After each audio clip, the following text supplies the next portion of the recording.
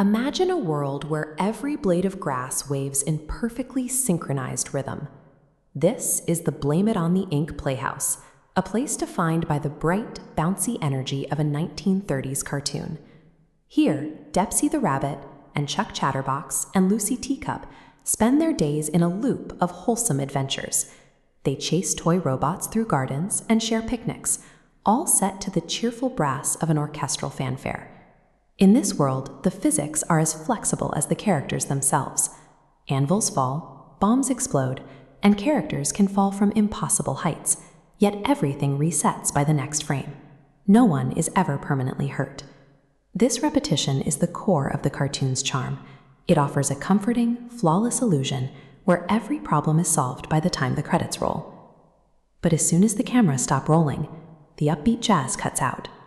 The characters drop their exaggerated grins, their shoulders slump, and the warm amber glow of the stage lights is replaced by the harsh, clinical buzz of the dressing room. To understand the actual rules of this universe, we have to follow them past the painted scenery. We need to go backstage, into the shadows where the theatrical logic of the stage no longer applies. The cheerful playhouse is a front. Behind the curtain, a much darker system of survival is operating in the dark. Look closely at Despey's dressing room. Behind a heavy Victorian bookshelf, he keeps a small jar of bitter, cold liquid he calls his protection. He takes it to quiet the nerves that comes from his true assignment, luring his own friends to their deaths.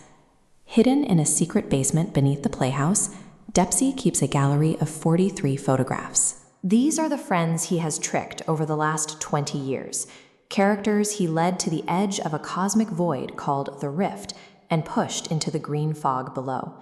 This is the role of Blood Money Inc. In this diagram, you can see how a single drop of the substance acts on Despey's silhouette, expanding to form a thick, glowing barrier. It numbs his mind, shielding his sanity from the horror of the 43 names on his wall. But the ink has a second purpose. As the barrier hardens into these rigid chains, it locks him into the system. He is addicted to the numbing effect, which means he must keep killing to receive his next dose. Despey's onstage joy is a mask for 2 decades of suppressed trauma. In this world, the price of a flawless performance is complicity in systematic murder. Despey doesn't run this system. He's a tool for the studio executives. From their offices above the playhouse, a red-eyed entity named Mystery monitors every performance, ensuring no one deviates from his script. Mr. Mystery employs a specialist named Dr. Dinglegreen to oversee the row job. This is a large-scale operation designed to capture and process characters who show too much independent thought or empathy. This processing is called enhancement. As this diagram shows, a character's organic, vibrant curves are systematically stripped away. They are rebuilt into these rigid, uniform geometric blocks. The final product is a performer who feels no pain and shares no emotional connection with others. They move on an infinite looping conveyor belt of content, perfectly obedient and entirely hollow. Chuck and Lucy have started to notice the empty chairs in the dressing room. They found a business card for Dr. Dinglegreen near the last place their friend Benny Balloon was seen, and Chuck is now tracking the strange, predatory energy coming from the audience. The backstage reality is a factory. It is designed to take the chaos of genuine life and grind it down into cold, manufactured compliance. This leaves us with a central question. Why would cosmic entities spend centuries perfecting the torture of cartoon characters?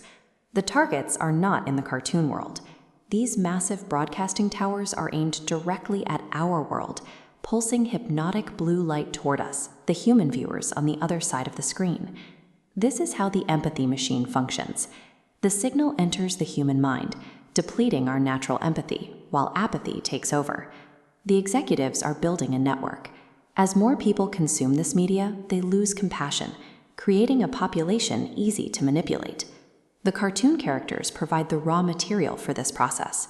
Their suffering is weaponized to build a future where human beings can no longer care about the pain of others. Realizing the scope of the broadcast, Despey, Chuck, and Lucy attempt to fight back. They have modified an old projector, using the last of the blood money ink to amplify a signal that can pierce the dimensional barrier. They are searching for the only person with the power to stop the Playhouse. They are reaching out to the human artist who originally drew them into existence.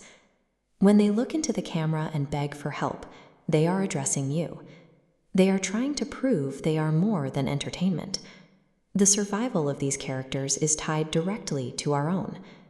If they can't break through the broadcast and reach us, the machine will keep running until our own capacity for empathy is gone forever.